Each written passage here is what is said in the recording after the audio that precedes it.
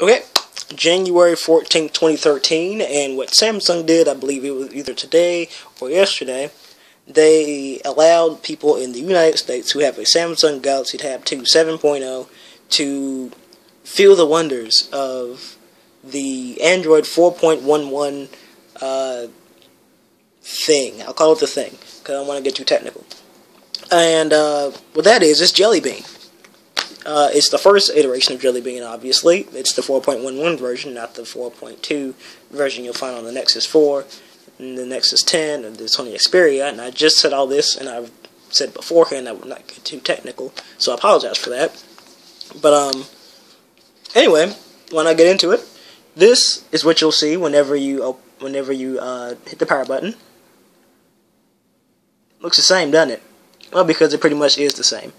Anywho, let's go ahead and swipe that open. Bam. And here's what you get. Turn it to portrait. And go to here and here. You get a huge, gigantic widget for your time, your weather, and your stuff like that, blah, blah, blah. Perfect for people who... Hey, someone's calling me.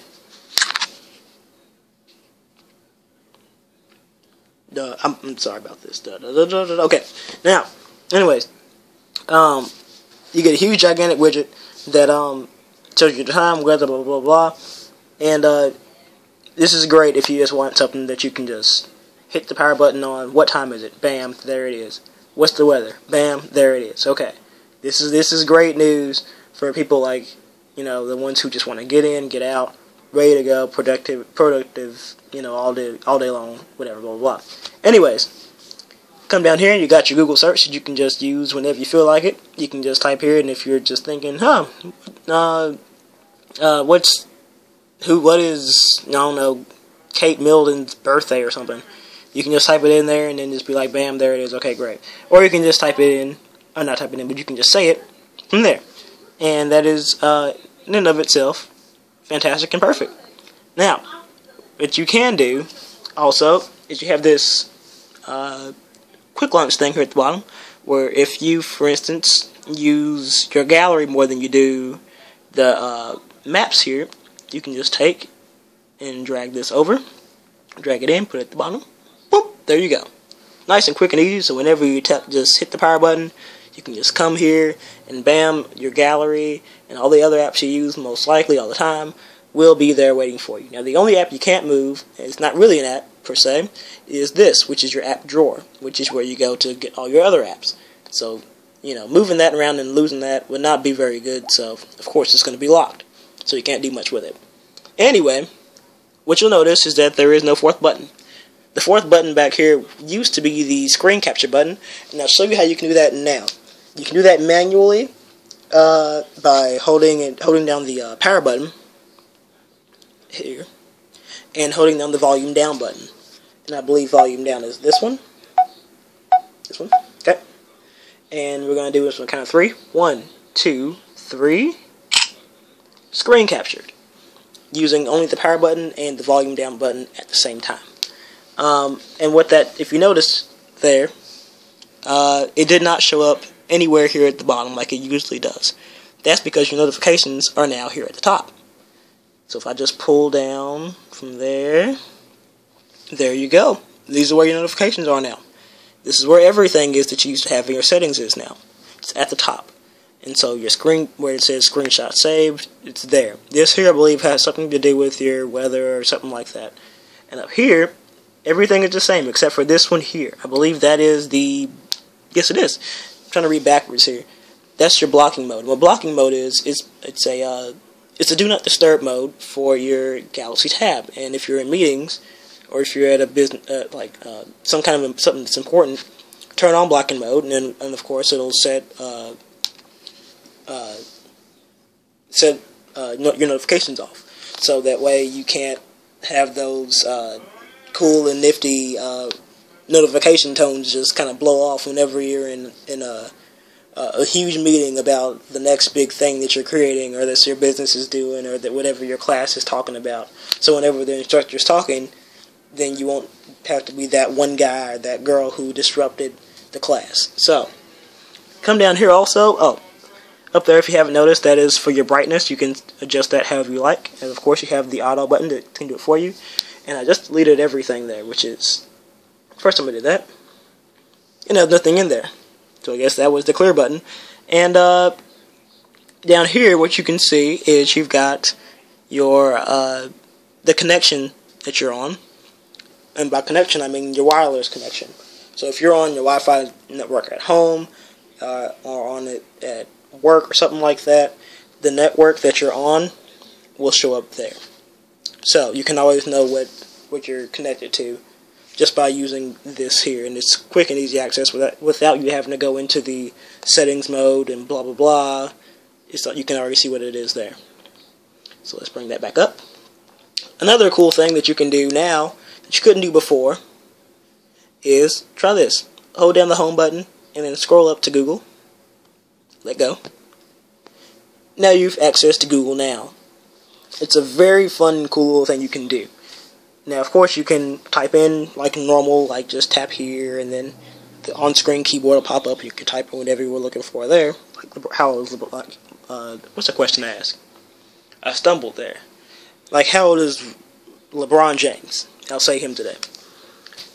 You can type that in with the on-screen keyboard, or you could just come up here to the top.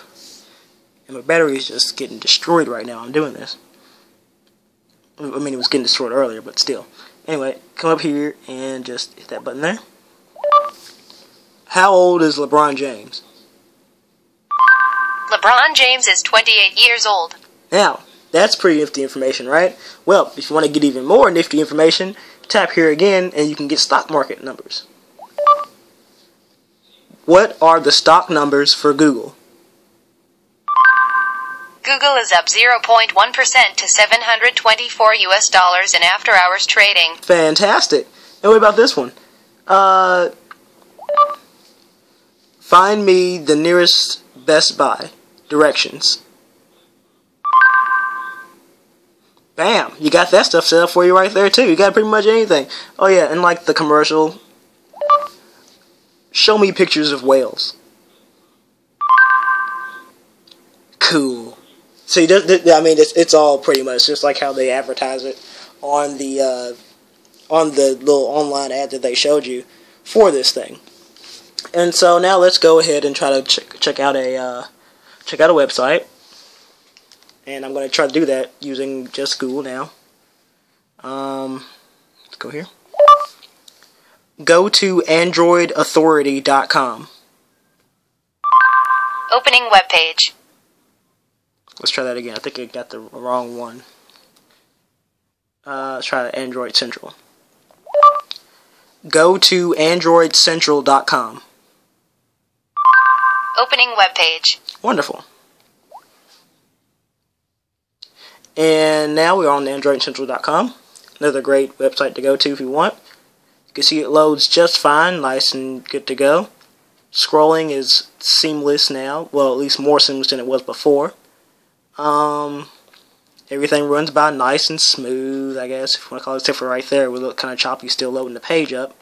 But it's really nice. It works really well if you have it, and my personal opinion, I think if you want to update to it, the changes I've showed you are pretty much the only main changes you're going to experience and know.